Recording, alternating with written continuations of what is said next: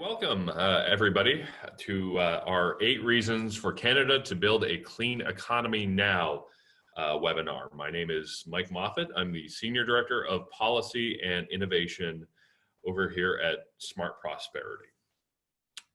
So this is this webinar follows a report that we issued last December, highlighting the 8 reasons why, giving evidence on those, collating those reasons. I'm not going to repeat the points in the report, so I'm going to give some additional context that is not in the report as sort of a value add, because I know many of you have read the report, so I don't want to simply repeat points that you've already heard and already seen.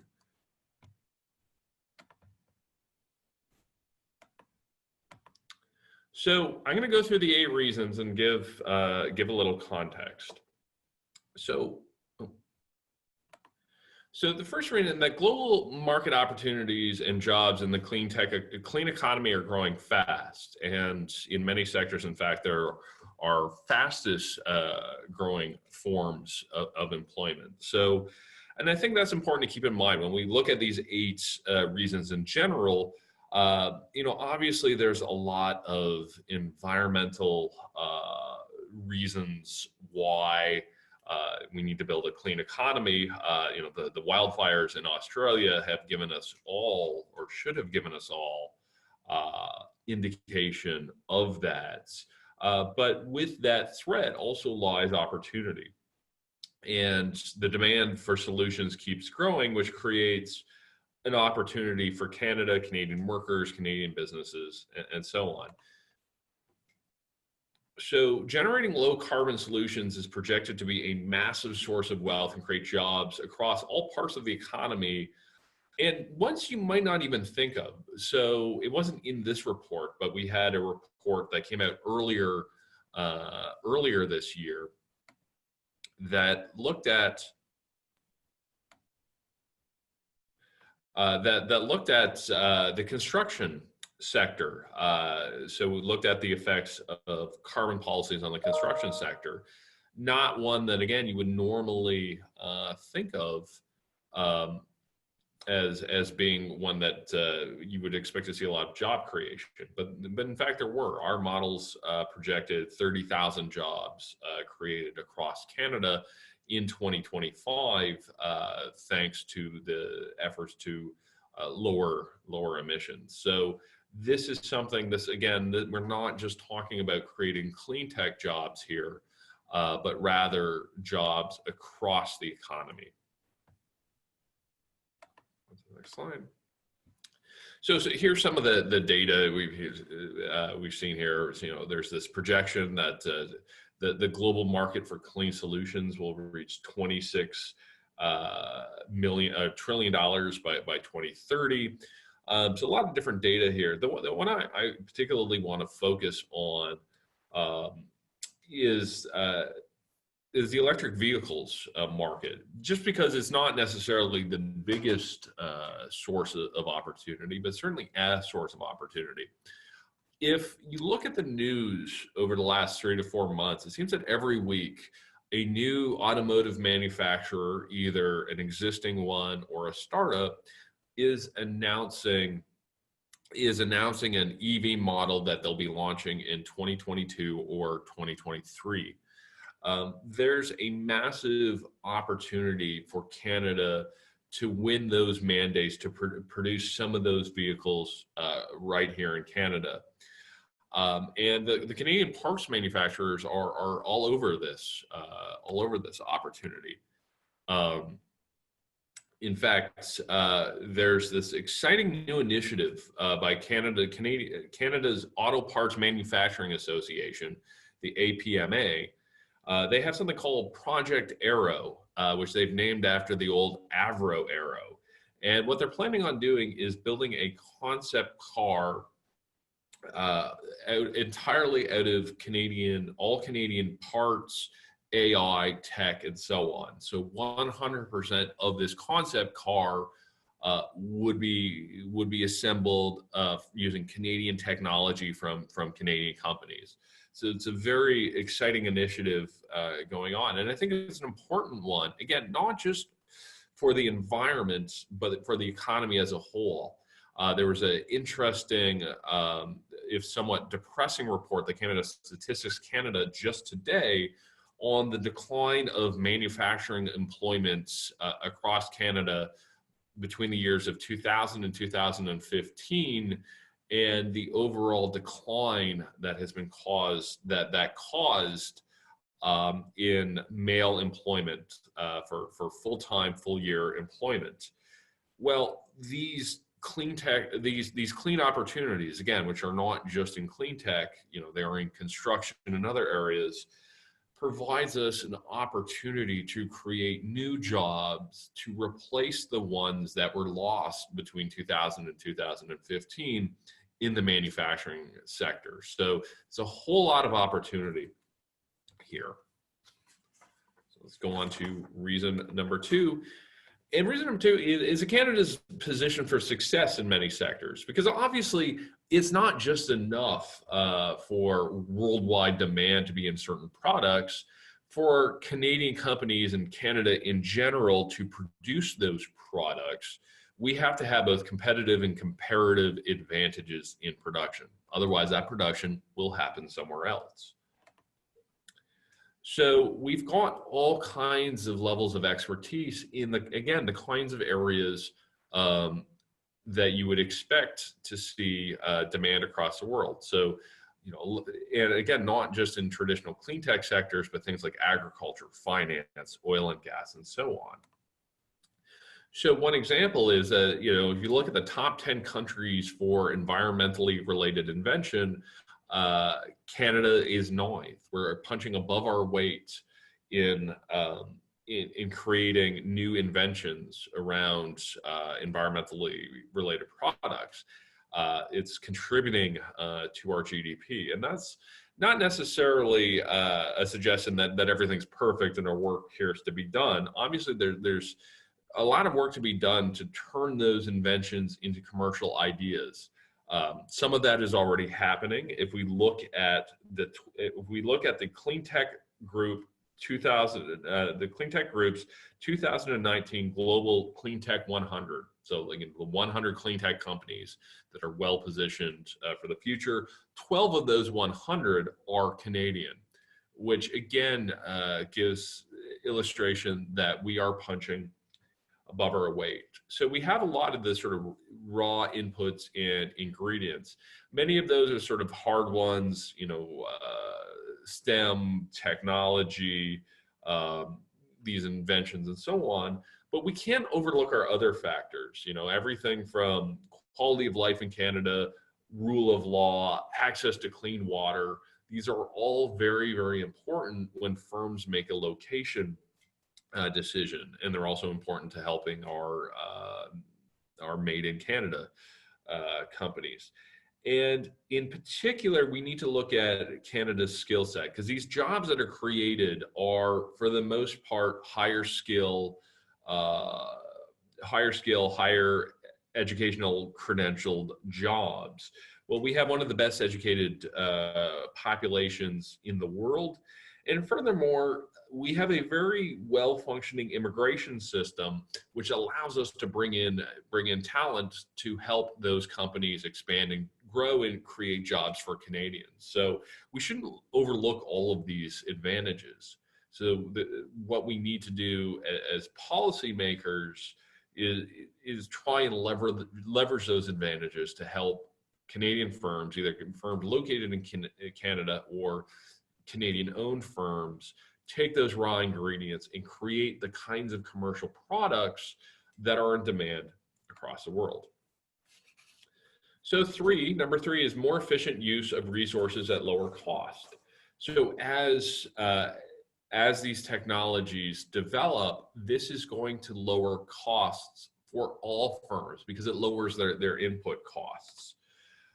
Using energy, water, and materials more efficiently is good for the bottom line, but it also it helps our businesses across Canada be more competitive.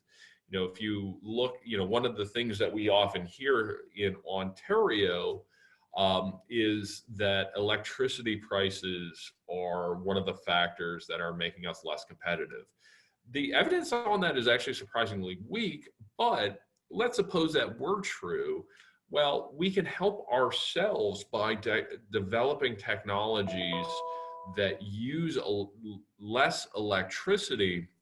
You know, they're more energy efficient, then that electricity price issue becomes less of one, because simply our companies, you know, whether they're producing steel or automobiles or you know, be a finance company, fintech company, if they're more energy efficient, then electricity prices and those input costs are less of a factor. So the energy efficient measures announced in the Pan-Canadian framework are expected to save consumers billions, or at least 1.4 billion, expected to save industry billions, and so on. So again, we're talking about real money here and real opportunities. For strong environmental performance is becoming a competitive advantage. So it used to be that sustainability was seen as a corporate social responsibility, like a CSR play, that companies would do these things for CSR reasons.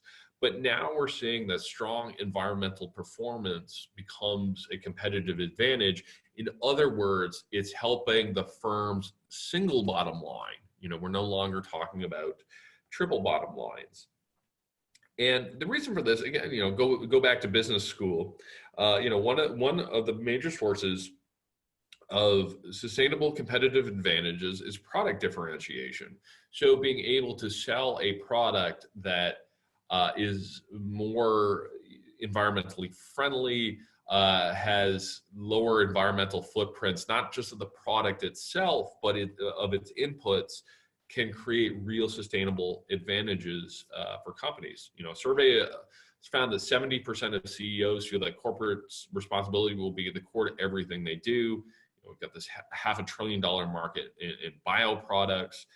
And again, we're seeing this push for sustainability creating product differentiation in surprising places, right? So we're seeing, for instance, Apple purchasing carbon-free aluminum from here in Canada for their phones, because they want to be able to tell their consumer, hey, don't buy that Android device, buy this Apple device, because this Apple device has a lower GHG footprint.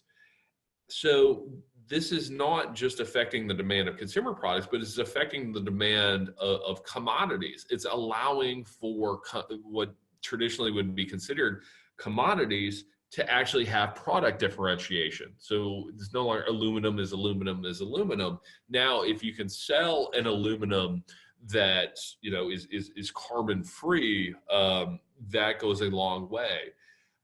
And we can take this further, that, you know, now because of technologies like blockchain, it's easier to map out, you know, a single piece of aluminum or a single piece of steel along the entire supply chain, right? So now companies have a better idea of where their steel, their aluminum, their lithium, what have you, came from. Well, that allows companies to product differentiate and say, okay, our steel has, you know, 20% less carbon, GHG footprint, uses less water, or so on, which then allows the final maker of the consumer product to convey those benefits to the final consumer. 5, unleashing clean innovation can cut costs. Now you're probably thinking, well wait, wasn't that point 3 was about cost? But here, I mean, it's sort of a different type of costs. Here, I mean the costs of the, not input costs, but the cost of the actual products, the clean products being produced. Right. So the idea is, as we produce more windmills, for say, we get better we get better at producing those, the unit costs go down. And there's also knowledge spillovers that take effect. So again, let's go back to sort of Econ 101. We know in the clean market and just tech markets in general that there's knowledge spillovers between firms, that a firm will invest in R&D, learn some things. They're not able to capture 100% of that value. Some of that knowledge spills over to other firms, which is good for those other firms, but it's a positive externality. That knowledge is a positive externality. And because it's a positive externality, it will tend to be underfunded by markets. So this creates a role for government to incent the creation of knowledge, recognizing that there's a knowledge spillover and that markets will naturally underproduce this knowledge. And to give you an example of the types of learning by doing, reduction of costs to go on, we see this in solar power installations that we're seeing every single year after year after year, 10 20 10 to 20% reductions in unit costs of producing solar panels. Well, the power of compounding, that drop becomes substantial. And we're not just seeing that in the solar market, we're seeing that in the battery market and other markets. And again, because of these knowledge spillovers and because of obviously just the positive or reducing the negative externalities of pollution, there's a role for governments here. And we see, 4 rules or 4 policy areas that must be used in combination to accelerate that clean innovation. Push policies that drive new ideas, pull policy that stimulates new markets, grow policies that help develop ideas into marketable products, and strengthen policies that, things like regulatory reform that make the system more effective and resilient. If you'd like to learn more about those 4, we had a large innovation report 2 years ago that I highly, highly recommend, that illustrate the importance of all 4 of these policy areas and how they help accelerate clean innovation. 6, climate proofing investments improves resilience. So I'm from Southwestern Ontario. I'm from London, Ontario, and we're seeing the effects. I read a story today about flooding that's going on in the Chatham area. The Chatham, Ontario area. So what's happening because of climate change is we're seeing flooding. We're seeing the Thames River, which flows through Southwestern Ontario, flows through London and Chatham and so on, is overflowing on January 15th. I can tell you that never happened when I was a child, that you got that much rainfall, that much snow melting, that the Thames River would overflow on in mid-January. That never happened in the past, and that is causing all kinds of problems. So there's pressure coming from insurance companies, finance companies, and so on, because of the large insurance claims and the large costs that this is imposing on the financial industry. They're looking to do something about it. So again, just this week, actually it was just yesterday, BlackRock, the big financial company, announced that they're making climate change central to their investment decisions because they recognize that the world is changing, the demand for products is changing, and if you don't sort of recognize the impact that climate change is having, you're going to be caught with these large either stranded assets because nobody wants a new coal factory, or you're going to be hit with large insurance costs like unfortunately our friends in Chatham are. The finance minister was saying just recently that they've been paying out more in the last 6 years for climate change related costs than they did in the 40 years before that. So we've got some examples here: extreme windstorms, the Alberta wildfires, floods, and so on.